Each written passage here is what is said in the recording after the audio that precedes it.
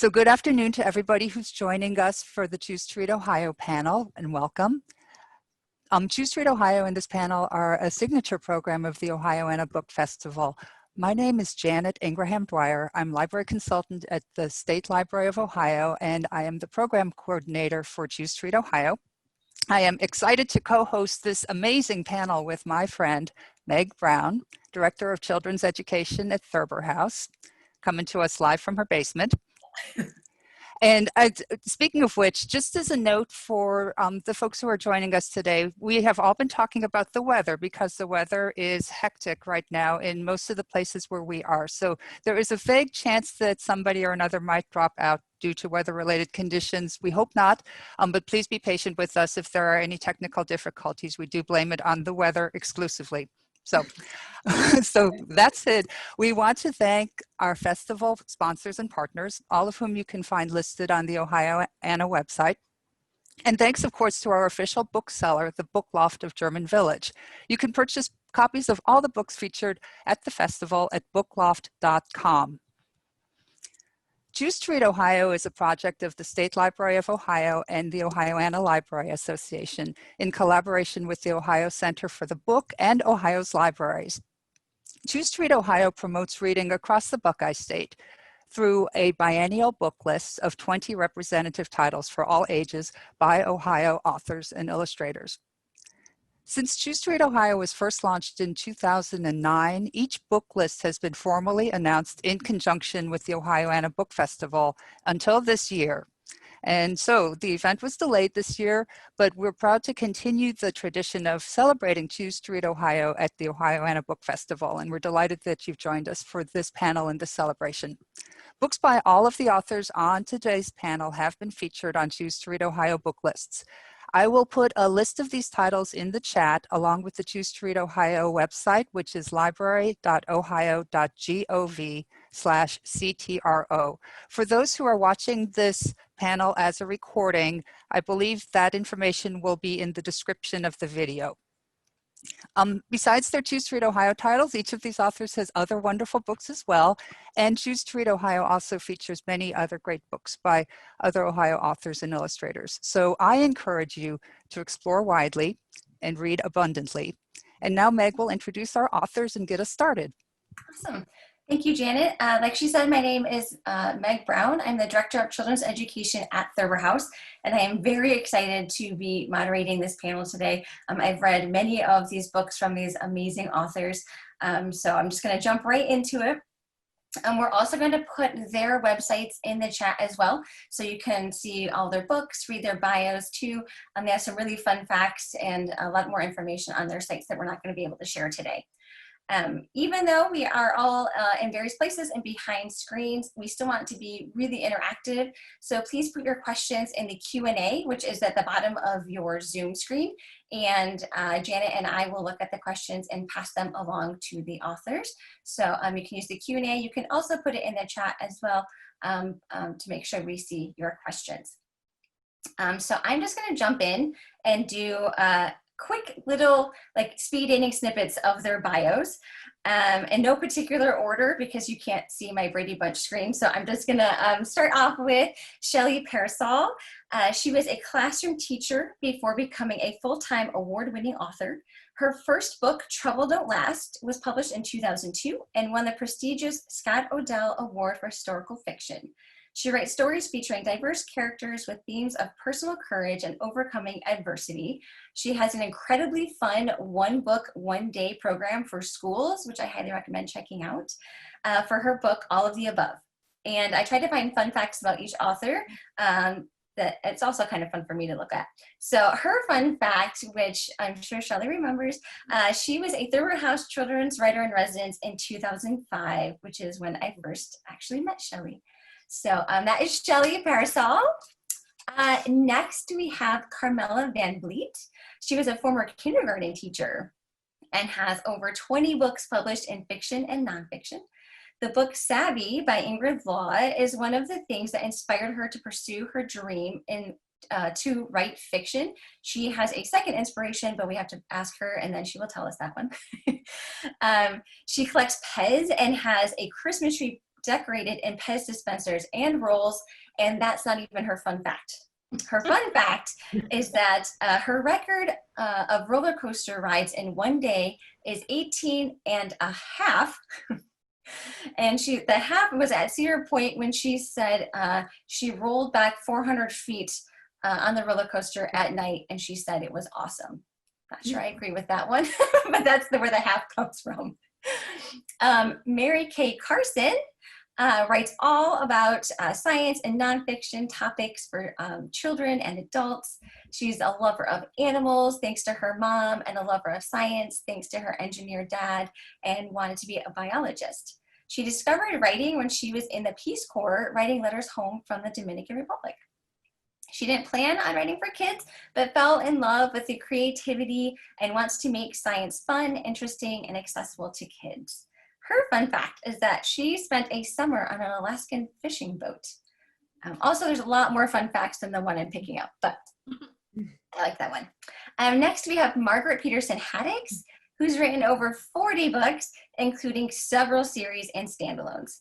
She grew up on a grain and livestock, I'm stealing that from her website, farm, and always loved reading and writing. She started in journalism, but came to a point where if she wanted to be a newspaper reporter, she would have to work with her husband as a boss, and so she did not. She went into fiction. Since she was writing during her kids' nap times in the early days, she made a strict criteria that her writing had to be exciting enough to stay awake. Her fun fact is that she competed on her school's quick recall team in high school, as well as showed hogs at the county fair. I thought those were and last but certainly not least, we have Michelle Houts. She has a dozen books published ranging from picture books to middle grade, and all thanks to her first and second grade teachers who celebrated her writing. She decided then that she wanted to be a writer and also a teacher. She has a really cool virtual book club this summer based on her Lucy's Lab books. And her fun fact is that she writes in a cool one-room schoolhouse, which she is sitting in today, which is about 100,000 degrees today. So those are our amazing authors. I highly recommend checking out their websites and all their many, many books. This always interests me. So I'm just gonna ask one question and then we will open it up to everybody else. But I would like to ask each of the authors what you did when you received like your first published like manuscript in the mail, either an ARC or the published one. Like, did you scream? Did you cry? Did you call your parents? Did you put it in a closet? I did interview somebody once who like opened it, saw it, and put it in a closet. So what did you do when you got your first, like you saw your first published book? Anybody can jump in, sorry. I hugged it. I did, I just hugged it and I just walked around and seriously considered sleeping it with under my pillow, but I didn't do that. But yeah, that was my very first reaction was to hug it. I always find that getting the book the first time, I find it really scary. So I actually have to put it away. Like I look at the envelope for a while and then I like open the envelope and then I pull the book out and just look at the book, but I don't open it. So I feel like I have to sort of get used to it. So it takes me a while when I first receive it to become familiar with it. I remember showing it it was this one, The Beef Princess, and I remember showing it to family, and a lot of people don't understand that the authors do not have much say in cover design most of the time. And my daughter, my oldest was about this age at that time, and everybody was like, oh, how cool you put Olivia on the cover. And it's like, that's not Olivia, but they were all insisting, of course it is. Like, you took a picture and you put it on the cover of your book. So I remember showing it to family and then them not believing that this wasn't my daughter. But did Olivia think that it was her? No, she knew that definitely was not her because she did not want to be the main character in this book. And it is fiction. And there's a lot of life that works its way into our fiction, but it's not her story. So I think my story goes along with I had to write during my kids' nap time, and so it had to keep me awake because I would always want to be sleeping like they were because they'd kept me up all night. But I remember specifically not allowing myself to scream or anything like that because it would have awakened them. Well, I often work with, a scientist or someone is at a focus of my book. And so all of you know the glacial time scale of publishing, right? And so the first thing I always do is I let the scientist or whoever the book is about know about it. And it's like, remember, I promised it would be a book someday. And here it is, finally, years later. Goodness. Oh, funny. Well, feel free to put your questions in the chat or in the Q&A at the bottom. Janet and I did come up with some extra questions for everybody, but we want to hear from all of you. So please put those in the Q&A or in the chat for you. But I'll just jump to our questions, Janet. How do you decide what to write about? It can be for any of your books, just in general. Where do some of your ideas come from? I'll jump in first. For me, it's often the idea that won't leave me alone. Even if I can't exactly figure out how to make it work, it's something that I become obsessed with. And I think this is so much fun. I have to share it with other people. I think that wanting to share, that's really sort of my inspiration for writing is just, I'm sort of a nerd, and if I see something that I think is interesting and awesome, I want, kids to know about it too. And so it's the same thing. It's, something that you think is so interesting and people don't know about and you want to share it. I usually find once I can start picturing the characters, it helps me make a decision that that's the, topic or the story that I should write about. There's always kind of ideas sort of bubbling, but it's when I can start to see the people that are connected with those ideas in my imagination and they start to become more, real, I guess, that I get more interested in that particular idea. For me, it's kind of like with Mary Kay. It's like, if I come across an interesting fact, especially like with my nonfiction, I just want, I want to learn about it. And then I figure if it's cool and exciting for me, kids will find it cool and exciting too. So that kind of drives, what do I want to look for? In my fiction, it becomes more of like, okay, I have an idea or I have a character and I want to find out what happens. Like I kind of look at it, it's like, okay, I looked at the back of the book and now I want to read that book. And I was like, oh shoot, now I gotta write that book. I want to find out what happens to my characters. So that's kind of where it comes from. And a lot of my fiction, like Michelle was talking about, comes from life experience. Things, something will happen, and it'll, especially for my kids, and I'll, it'll spark something. It'll spark a character and take it from there. Definitely, I agree with it's that character or that story that won't leave you alone, that's tugging at you, that really wants to be told. From the practical, more business side of it, it's, for me, whatever someone else is waiting on. So if I have an editor or an agent who's waiting on a story, that has to take priority. But it always seems that that's the time that project you're not supposed to be working on is whispering in your ear. So that could be something you have to juggle. I need to say you are all exemplary at taking turns on Zoom. You're doing a wonderful job of not all speaking at once, which, of course that means that starting with the next question, everybody's going to be speaking at once, but I'm just sitting here being very impressed by this. We have a question from April who wants to know, do you need a literary agent to get published? And if so, how did you find yours? We could do a show of hands. Do people want to do a show of hands? Who has an agent? So there's your answer.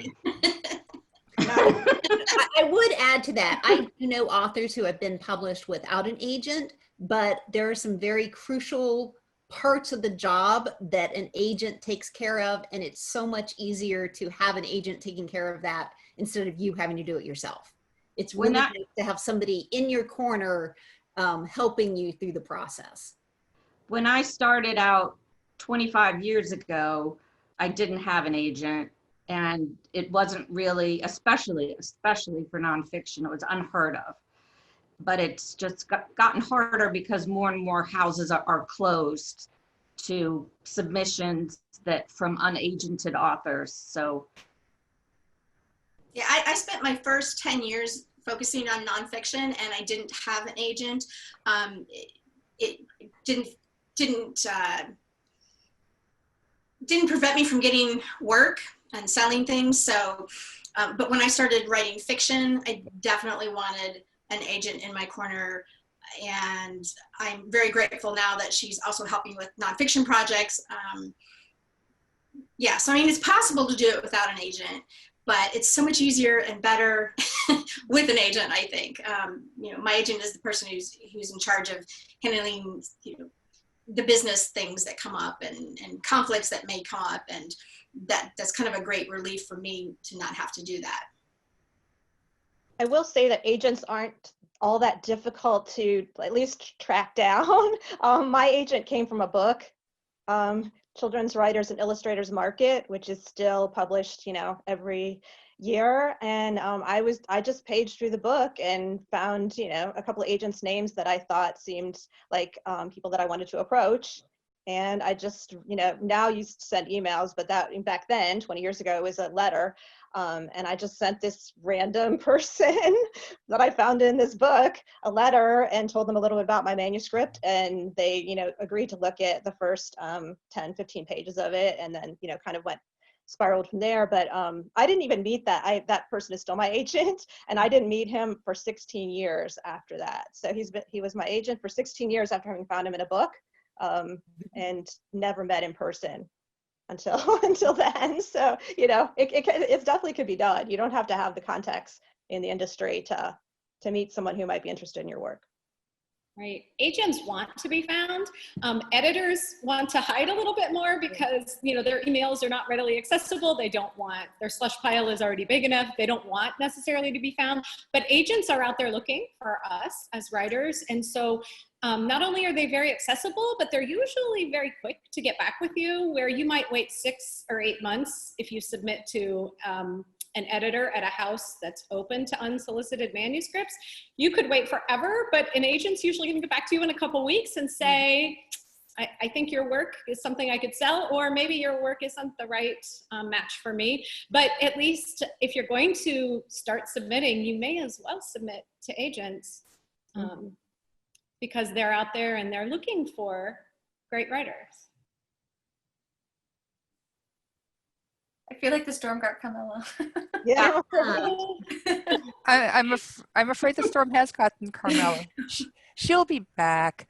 We have both Kathy and David asked a basically very similar question that I think is on everybody's mind. We know how the pandemic has affected the Ohioana Book Festival. How has the pandemic affected your personal writing and publishing life? It's acquisitions are pretty much shut down at a lot of places, and a lot of editors have been furloughed. And so it's it's kind of devastating because I have a lot of proposals, some of them which are timely. So the clock is ticking because they're linked to anniversary dates and things that, you know, my agent hasn't, you know, even been able to get any responses on. So I think it's hard. And also nobody wants to publish in a recession. And so a lot of other books of mine, the pub date has been pushed back because they're hoping they can publish once things have picked up more. So that's a problem. And I was a writer during the 2008 recession, and it was a couple of years before things got back. So I don't know. I know several of us, if not all of us on this panel, spend a lot of time in schools, sharing our work with kids face to face. That connection is gone, and we are starting to make up some of that with some virtual school visits and some Zoom connections with classrooms. But it's hard in two ways. It's hard because there are some years where my speaking fees, my speaking income is much higher than my royalties, and this year that income is gone.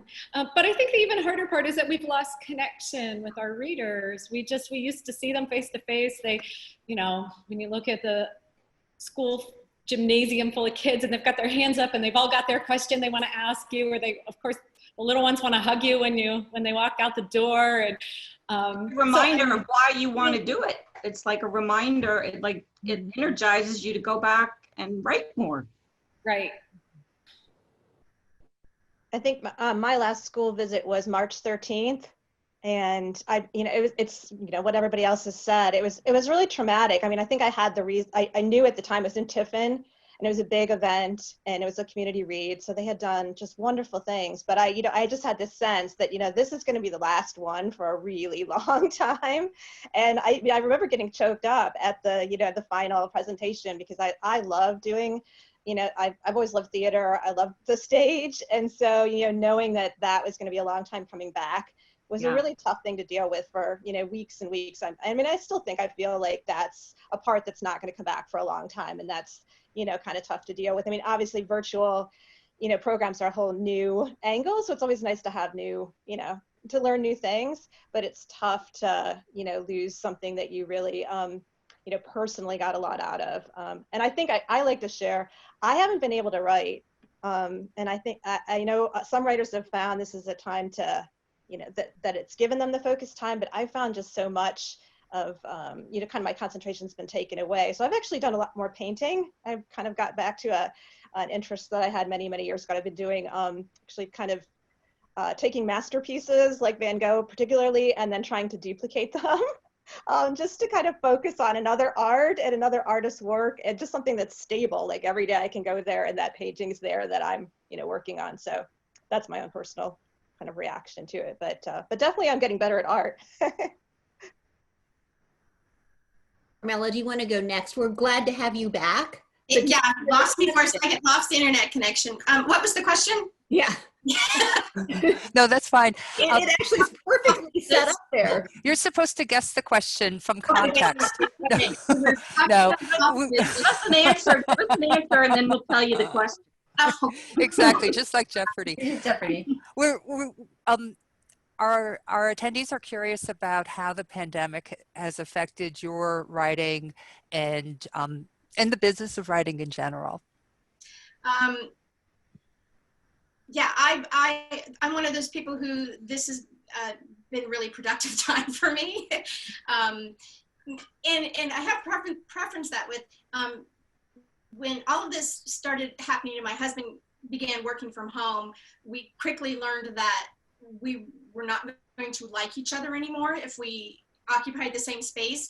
So it was a great catalyst for me to finally get the upstairs room painted and moved and like become my office. So it's my space, and it's worked wonders for our marriage too, because we're not sitting 4 feet from each other all day long. And so either that or just having the time has, I've been really productive, and which is great, and it's a nice distraction for me because I can't put on the news. It just makes me too disheartened.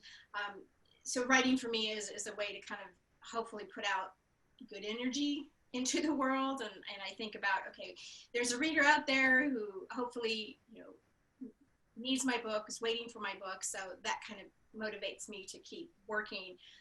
As far as the business goes, I have been taking a lot of webinars and learning how to do virtual visits. I, of course, have done Skype visits all the time. But I'm like Shelley in that, I like being in front of the crowds and the kids, and I really, really miss that. And I'm hoping by learning how to do this virtually that that'll help kind of pick up some of that slack, because I miss the kids. I miss talking to them and connecting with them, and that for me is personally the hardest thing, is just losing that in-person connection. And I would say, I feel very lucky that in a lot of ways, what I do on a daily basis, I just can keep doing it. That writing is something I was doing in isolation, staying home anyhow. So it was nice that there was some part of my life that it was like, okay, this is like the before times. It's okay. I could forget the world for a while. And I was working on a revision, and diving into that was really helpful to me. It kept me sane in a lot of ways. I also felt like right at the beginning, I had this immense feeling that I needed to help take care of people, because I was in a situation where I was not scrambling in the way a lot of people were. And so I was getting a lot of requests from teachers that they wanted to know, like, could I send them a video of me reading the first chapter of their book? Could they have permission to read one of my books online, even though technically that's violating the audio rights to the book? And, there are all sorts of things like that I was dealing with. And I felt like this is what I can do to try to help other people. And it was really energizing for me to feel that sense. And it did a little bit replace the feeling I was supposed to be going on a book tour to promote actually this book, The Deceivers, that was coming out at the beginning of April. And I was sad that had to be canceled, but totally understood the reason. I was like, this is what I can do instead. So naturally, you can only maintain that level of energy for a while. So kind of over the summer, I've been trying to work out, kind of like everybody is right now, okay, this appears to be something that's going to be a longer term thing. And how do we all take care of each other? How do we all make our individual pieces of society work the way they need to? And I'm still kind of figuring that out. Like the other authors, I really miss the school visits. I got so much energy from getting to talk to students. And I also, I kind of hate admitting this because it sounds a little bit creepy, but I always felt like I was a spy anytime I was in a school, because I would hear what kids were interested in just walking through the halls, like getting snippets of conversation. I can remember the day that I was speaking at a school and somebody asked me something about Fortnite, and I had no idea at that point what Fortnite was. And I had to kind of bluff my way through the question without, I was like, obviously this is very important to them. They know what it is. I need to figure out how to answer this question without having them lose all respect for me. But there's probably some game that's really big right now that I am totally ignorant of because I haven't been in a school since March. And I worry about that. I miss it. I was starting to work on a new series, and my process usually when I'm researching things is that I go to the public library and I just kind of wander around in whatever section of the nonfiction section is the right call number, and just yank books off the shelves. And then whatever books are really useful, I then go and buy them. But that process of going to the library is the first step in my research process. I mean, I was in mourning for that. And I realized I don't want to belittle the worst experiences that a lot of people are having and have had, but it made me so sad not to be able to go to the library. Margaret, that is absolutely real. And yes, there are people out there who are suffering in ways that we would consider more significant. But I hope I can speak on behalf of the librarians that they're terribly sad also, because they want their doors to be open and their buildings to be open. And they've been working so hard for so long to create community centers where everyone can come and be and do and create. And now if they can open their doors at all, it's just to let you in to use the computer real quickly or to grab the books that you have already reserved, and browsing is sort of on hold for a while, which means that inspiration is on hold for a while. And it is sad.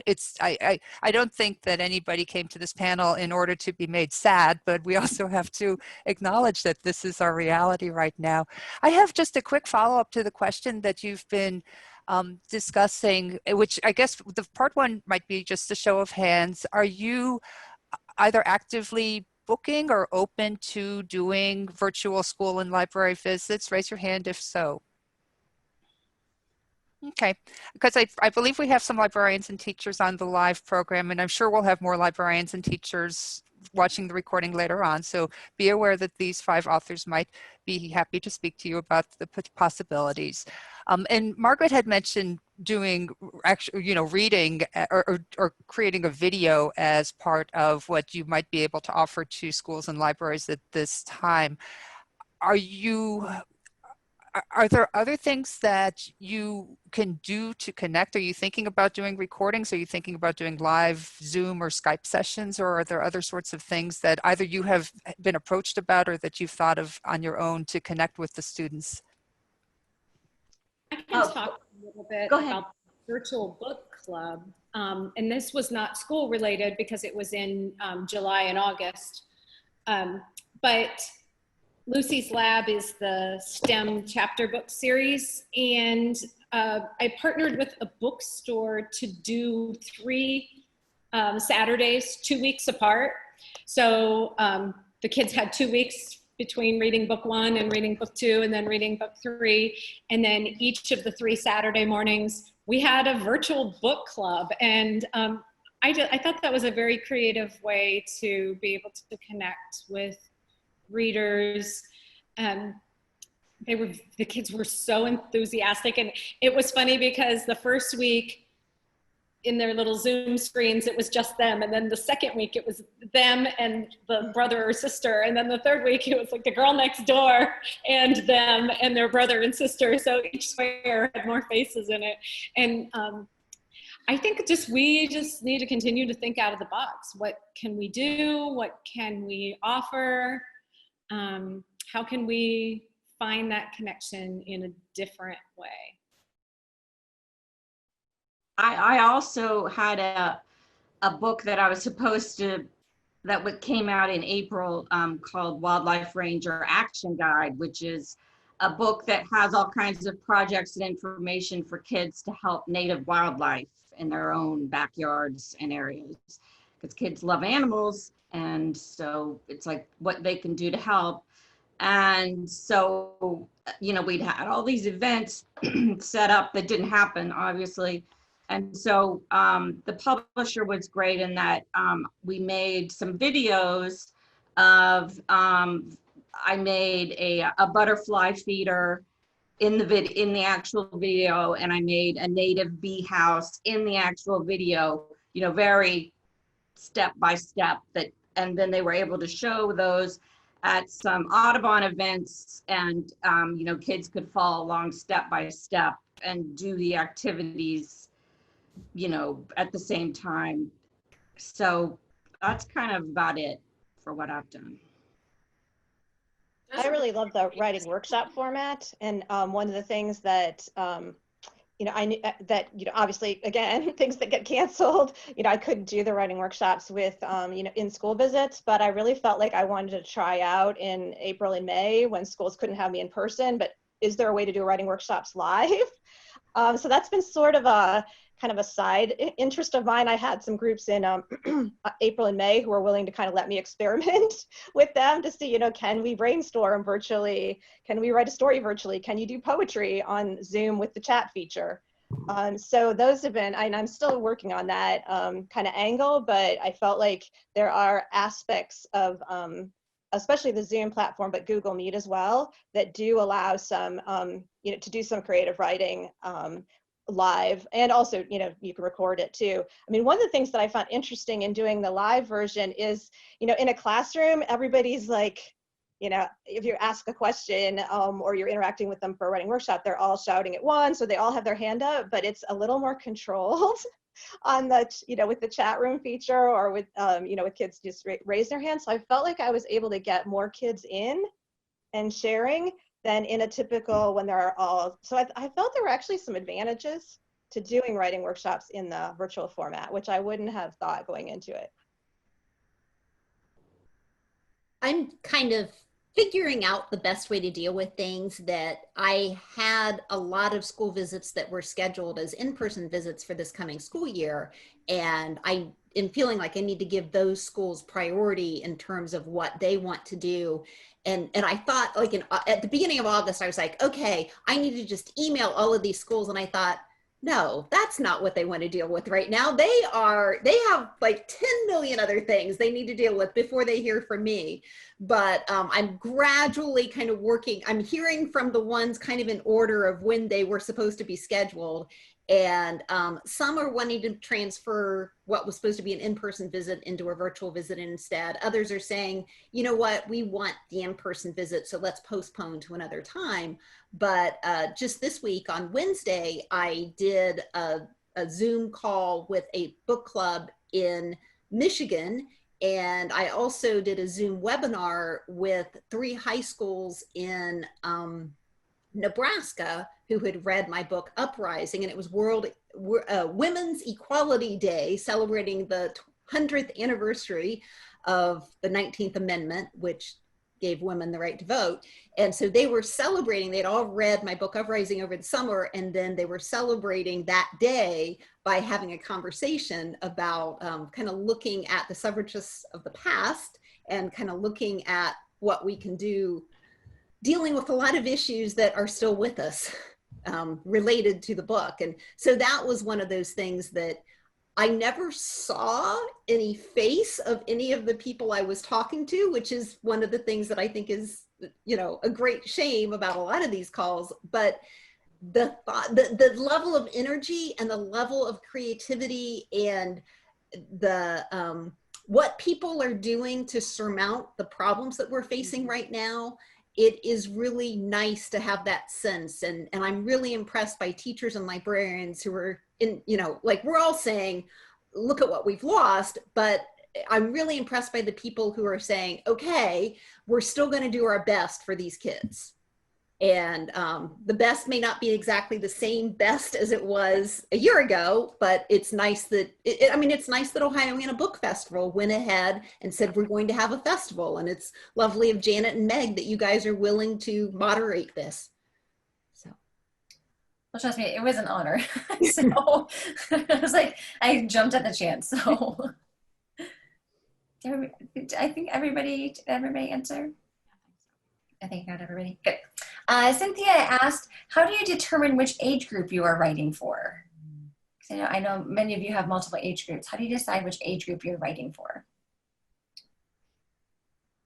I can say in fiction, and then maybe we can let Mary Kay or someone else want to tackle nonfiction. But in fiction, it very much depends upon the age of your main character. So there are exceptions, there are always exceptions, but if you have a 4 or 5-year-old main character, chances are you're writing a picture book and it will be illustrated. And if you're writing about a 9 to 12-year-old, you're hitting the middle grade audience. If you're writing about 13 and up, that's probably going to be young adult. And then all of those boundaries are not quite that defined. So there's blurry area. You hear people say, I'm writing younger middle grade, which could kind of be chapter books, and then you hear somebody say, you know, I'm writing older middle grade, which is bleeding into YA, but maybe not getting into some of the more edgy topics that YA can address. And so there's blurred lines in between, but the age of your main character is very important to take into consideration in children's books. I'm curious, because this has happened to me, the others of you who write fiction, have you ever been asked to have a character aged up or aged down? Yes. Yeah, me too. Just to fit into the right category. Usually aged down, because if you're, especially if you're on the border of middle grade and you're, you know, whatever the character you've written would be more teen, they just seem to have a really hard line between that teen and the upper middle grade. And so if they have to dump you from the teen, they would rather do that and dump you down to them. So they'll have you like lower the age of the character. Like, I don't know how many times, 3 or 4 books, I've had to take, you know, a year or 2 off the character's age to put it into upper middle grade. Mhm. So that's what's interesting, because the 2 times I've been asked, it was to age it up. So not by much, but just to kind of, you know, extend a little bit of that, the audience. So yeah. The one time it happened for me was, it was my idea, and that was with the STEM-based chapter book series. My original idea was that this was Bill Nye the Science Guy meets the Babysitter Club. So I was writing this for the 9 to 12-year-old set, because I had only been published as a middle grade author prior to that. I, at the time though, was doing speech and language pathology with 2nd graders. And those little 7 and 8-year-old girls sat down in front of me, and it became very clear that they already had determined that science was hard, math is for boys. And I immediately went, wait, we need to lower this. And so then it became more like Junie B. Jones meets Bill Nye the Science Guy. And I went straight to my editor. We were already talking about this series. And I said, can we make it younger? And it's found its just perfect spot right there with 2nd grade, 1st, 2nd, 3rd grade. But what about nonfiction? And nonfiction is fairly complicated. So it's a combination of what you want your book to be about and what sort of structure you want it to have. So it's probably easier with an example. So I really wanted to, I'm sure most of you know about, you know, the wolves in Yellowstone have changed the ecosystem, including actually physically changing the landscape by changing a path of the river. And so I wanted to write about that, right? But I wanted to write about it for young kids. And so it's become a picture book that's called The River That Wolves Moved. That's sort of a house that Jack built that does, you know, these are the elk that ate the willows, that held in the soil, that, you know, stopped the water, it's the river that wolves move, right? So that, you know, so that's for young kids, but it's a pretty high concept, right? So, whereas like with the scientists in the field books, like the tornado scientists and things, those are more of, you know, they have to be 10 to 15,000 words, you know, that they're sort of middle school, and you often with nonfiction know going into it that it's in part of a series, and that the group that it's for, the age group is already set. So you don't have any kind of choice. And it used to be that the subject matter was much more important. So you wouldn't say, do a book about the Underground Railroad for really young kids, because that's not something they have in school until 3rd or 4th grade. And it also deals with things like slavery, which is maybe hard for young kids. But all those kind of rules have really been thrown out the window. And if you have an idea for, you know, there's now picture books about topics like that. And of course, with all of the Baby Einstein books, it's not even that way with science. It used to be, you know, you don't talk about anything that kids can't see, feel, touch, or hear in science until, you know, they're in 3rd grade, but that's sort of all off the board too. So it's more what you, if it's an idea that's solely yours, not part of a series, it's a standalone idea, solely yours, you can decide what you want it to be and who you want it to be for, and then make it fit that readership.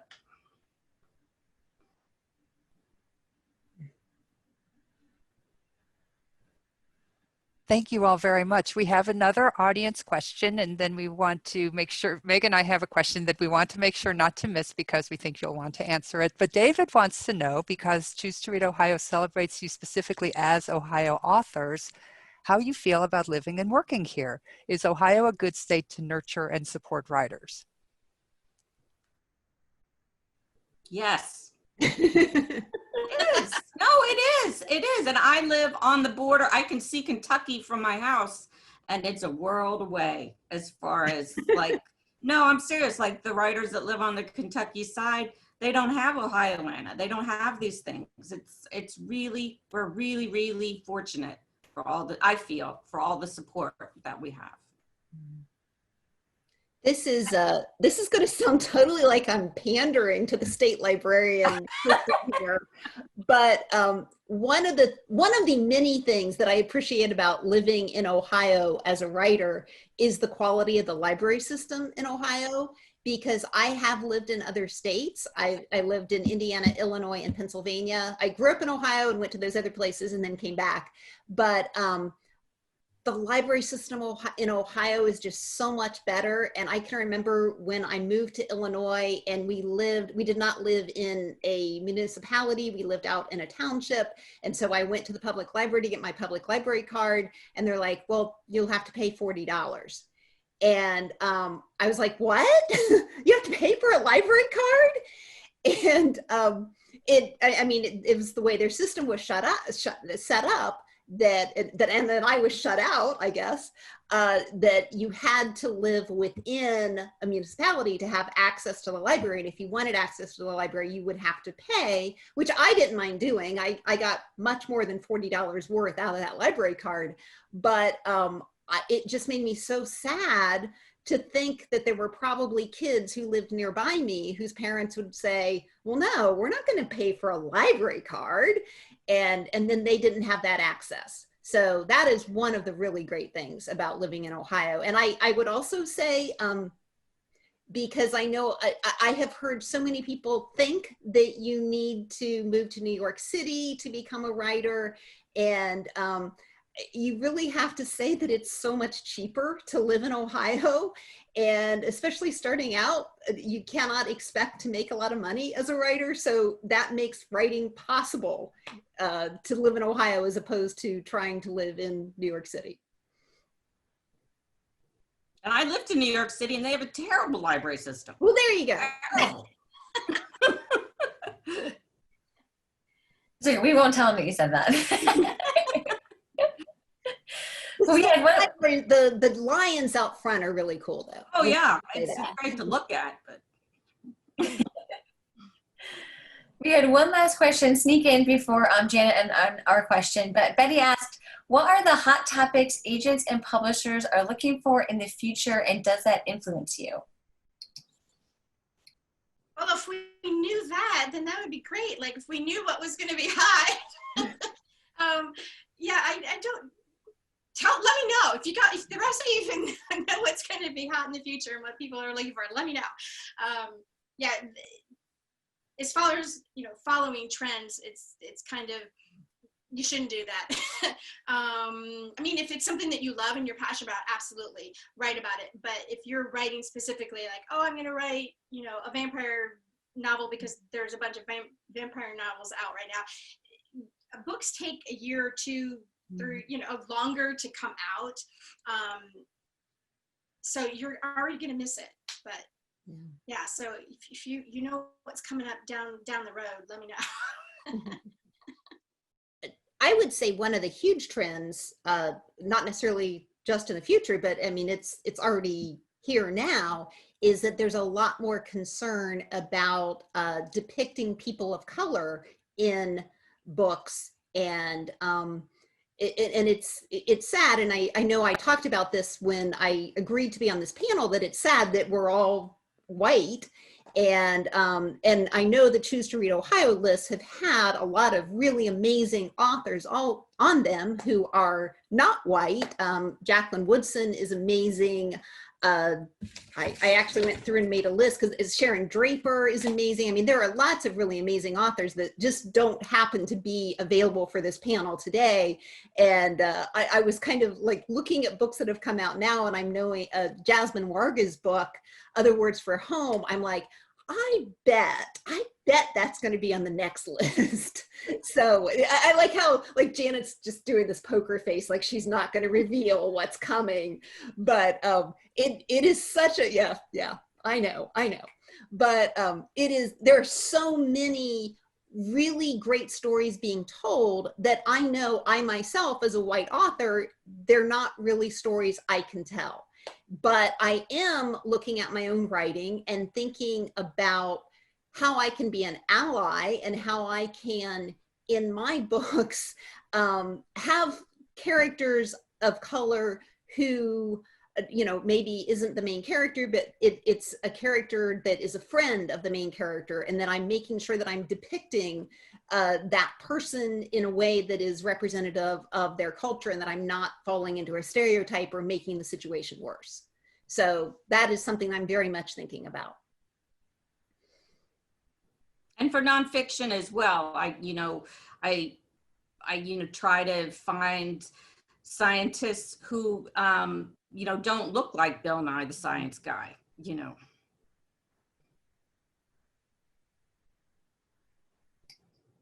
Great. Well, I think our last question for Janet and I, because we are celebrating you as authors and also amazing people, but we wanted to ask you, each of you, to talk about the book that was in Choose to Read Ohio, or that you're representing at Ohioana, so we can talk it up.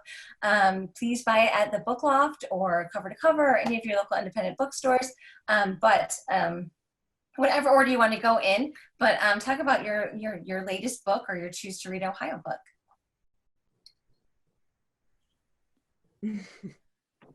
Oh no. Okay, I'll start with Mary Kay, because you're the first in my corner. So go ahead, Mary Kay. Very appropriate for today. Choose to Read Ohio book is called The Tornado Scientist, Seen Inside Severe Storms, and it's about a really fabulous scientist named Robin Tanamachi, who is a research meteorologist at Purdue University. And she studies tornadoes. She's a big tornado chaser, storm chaser, and studies tornadoes by running them down in her radar truck and recording the radar and trying to find out how tornadoes form and how they weaken. And she tweets under, and has a blog under the name The Tornatrix. And one of the more interesting parts of the book is she joins a team who study tornadoes in the South, which is not what you typically think of as Tornado Alley, but actually many more deaths occur in the South than in Tornado Alley. So it's a big place to do research to try to do better predictions of severe storms. Very appropriate for today. Yes. I'll just call people out, that way it's not uncomfortable. Margaret, do you want to go next? Sure. The problem is we're all too polite on these Zoom calls. We've been trained too well, I think. Well, I've had a couple Choose to Read Ohio books, as I know others of you have as well, but the one that's on the newest list, try not to, is Under Their Skin. And then the books that I have that are the newest books are, I have a series that is the Greystone Secret series, which is full of mystery and lots of strange things. The Strangers is the first book. The Deceivers is the book that has just come out. And if you order, I feel like I'm doing my little sales pitch here. If you order these from the Book Loft, which is the festival bookstore, which we all want to support independent bookstores, and if you do it quickly, you can also get this really cool bookmark that the publisher put together for my book tour that didn't happen. And it's like got this whole coded message and a little key thing. And I mean, it would be fun to use even after you figured out the code. So that's The Deceivers and The Strangers. And there's a third book coming out in that series next April. And then I also have a standalone book called Remarkables that is also a very mysterious book. So I should say The Deceivers and The Strangers start out in Ohio, but it goes a lot of different places from there. Nice, awesome. Michelle, would you like to go next? Sure. It's funny how we all have things to say until we have to self-promote, and then we don't. Then we all want to shut up. This is the festival featured book, Sea Glass Summer. It's a picture book, beautifully illustrated by Bagram Ibataline. And this little landlocked Ohio girl had no idea what sea glass was until I went to Maine. And I grew up visiting Florida looking for seashells, and I didn't even know that on other coasts people search for sea glass. And it amazed me that each piece was something else before it became a piece of sea glass. And just the idea that we can't know, but we can imagine if it was a bottle or a plate or what it could possibly have been. So this is fiction. I can't even, I know that the pictures won't be done justice on over Zoom, but beautifully illustrated. But my Choose to Read Ohio selection for the new list is the biography of Charlie Harper. And Charlie Harper was a mid-century modern artist from Cincinnati, Ohio. And you may not know his name, but chances are you have seen mugs, t-shirts, note cards, Lazy Boy furniture, Old Navy t-shirts, Crate and Barrel dishes.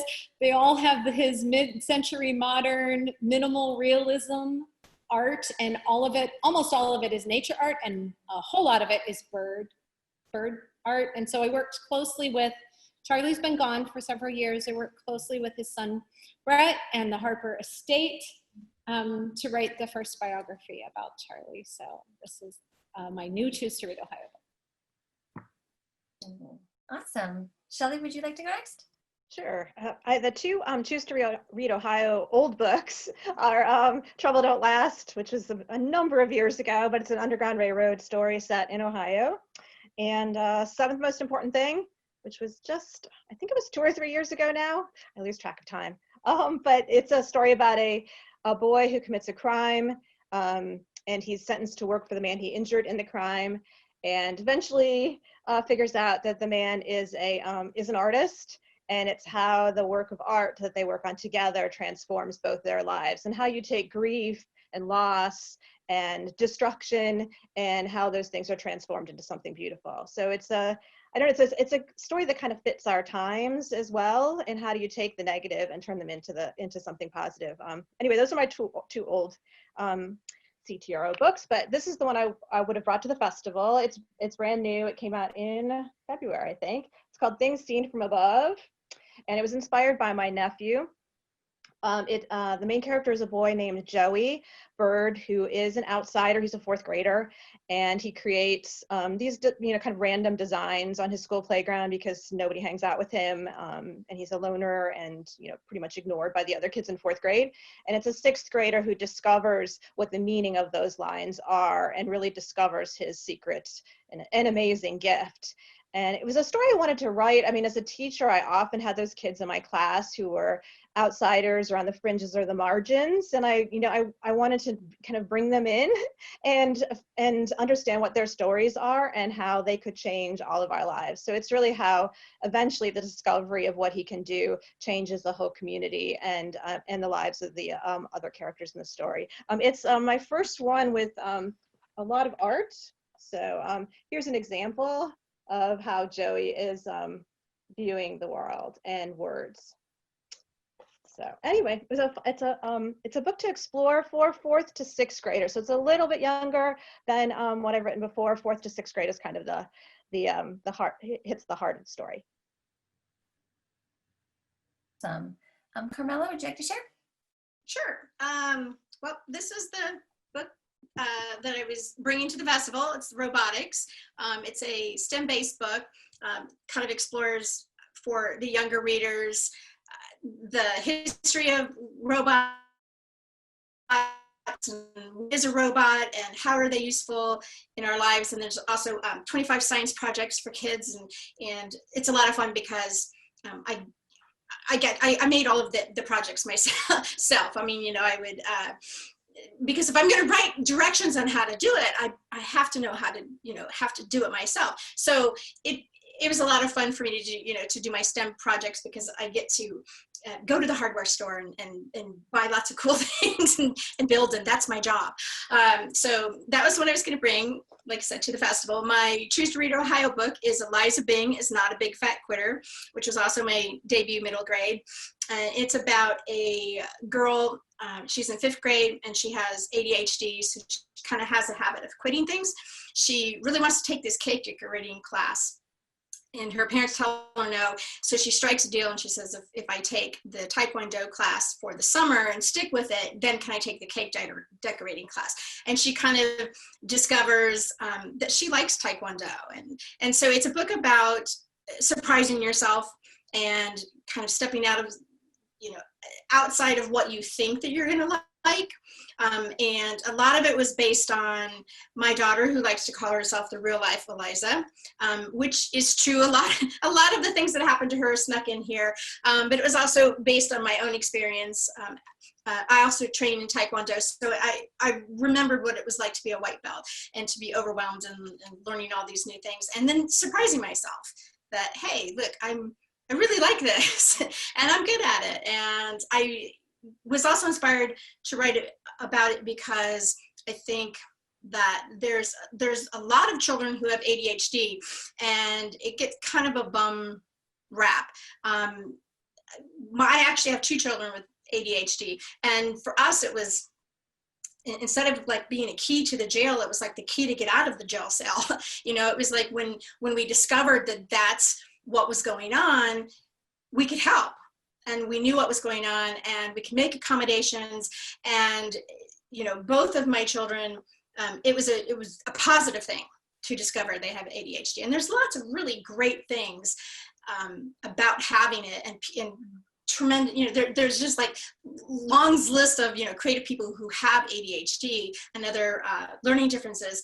And I wanted to write a character that celebrated that, instead of like, oh, it's a hard thing. It is a challenge, but I just love going into schools and working with kids who have ADHD, and if they raise their hand and they tell me I have ADHD, or my brother has ADHD, I'm like, it's high five, like it's a cool thing. So Awesome.